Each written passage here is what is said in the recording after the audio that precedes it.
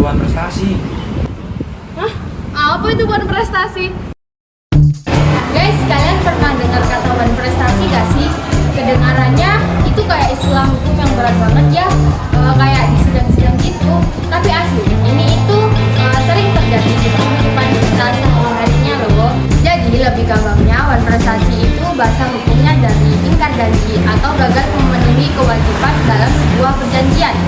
Lebih jelasnya, mari kita simak video berikut ini.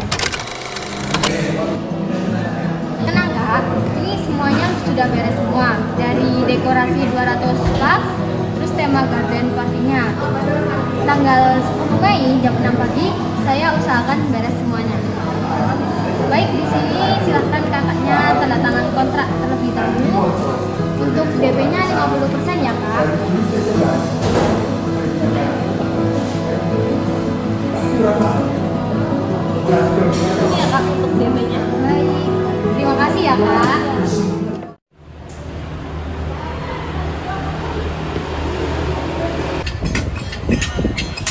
Isi, selamat siang. Ya halo kak, selamat siang. Sebelumnya saya minta maaf ya kak.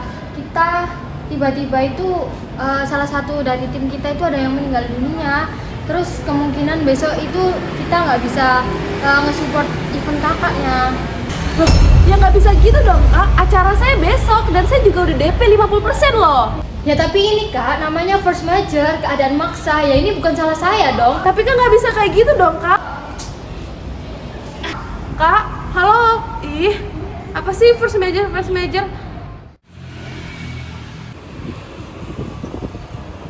Woi, Nam, ngapain kamu di sini? Dicariin juga dari tadi malah di sini.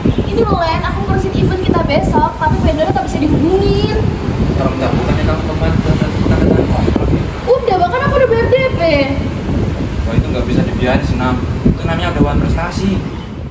Jadi gini, Nam, dalam hukum perdata Indonesia, tepatnya pada pasal 1234 KUH Perdata, itu ada yang namanya wan prestasi.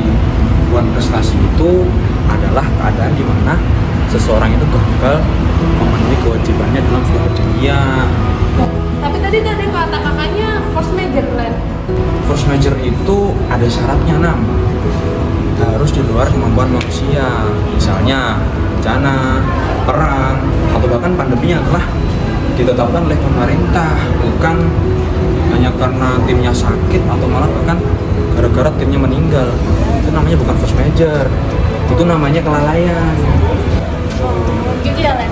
Iya, nah karena ada kontrak tertulis yang sah, mulai dari ada kesepakatan, ada objek yang jelas, sampai DP yang telah dibayar. Nah karena itu perjanjian itu setelah sah secara hukum berdasarkan pasal 1238 KUH Perdata, sehingga kakak vendornya itu wajib bertanggung jawab atas kerugian yang kamu alami. Berarti kalau kayak gitu, aku bisa nuntut dia dong Len?